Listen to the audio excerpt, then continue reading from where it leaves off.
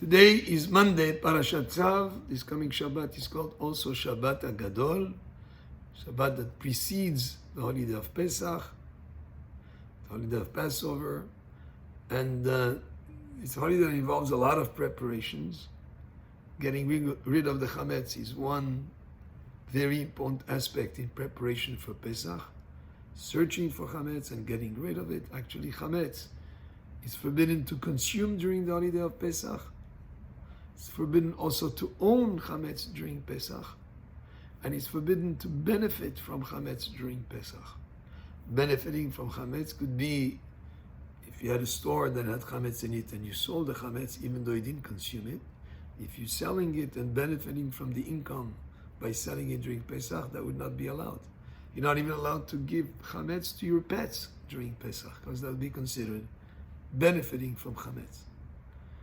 Chametz is when bread rises, there is yeast in it, anything that has involved that kind of rising and being puffy. And it's not just about the physical Chametz, but the idea of searching for Chametz and getting rid of it is also trains us to search for Chametz within ourselves. Now, how could there be Chametz within ourselves?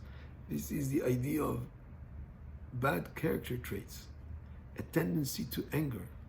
When a person, let's say, has a puffed up ego, he angers easily, he's really pursuing always to be honored and respected. These ideas are associated like with what symbolically is represented by the Chametz.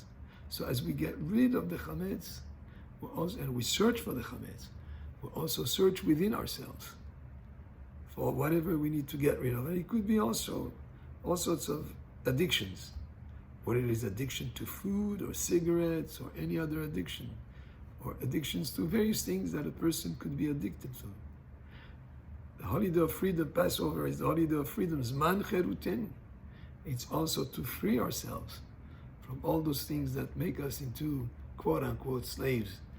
And as we're searching for Chametz and getting rid of it, it trains us to look also within ourselves, all those negative things that we need to get rid of. So this is some of the ideas associated with getting rid of the Chametz. Now, we're not allowed to own Chametz during Pesach. Any Chametz that is owned to be during Pesach by a Jew cannot be consumed after Pesach. So let's say if you had a bottle of whiskey, which is Chametz, after Pesach, it would be something that would not be permitted to use. So how do we get around that if you cannot get rid of something that is valuable, like whether it's a certain amount of Chametz food that you accumulated, or if you own a business that sells Chametz food? You're going to throw it all in the trash? No. Chachamim made a kind of a takana, a kind of a way to be able to sort of like not be so wasteful with so much that a person could be throwing away. So there is something called Bechirat Chametz. You could sell the Chametz during Pesach, or before Pesach rather, not during Pesach. Before Pesach starts, you sell it to a goy, to a non-Jew. It's not owned by you during the holiday of Pesach. And since it's not owned by you during the holiday of Pesach, you have not made any transgression. After Pesach, it's acquired back. So now that you own it again, it was after Pesach has already finished.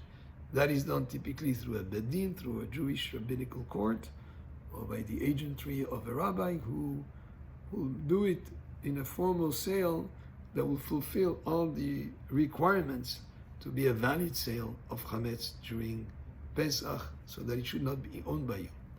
And again, the Chametz is sold before the time that it becomes forbidden to own, so that during the holiday, you have no Chametz in your possession.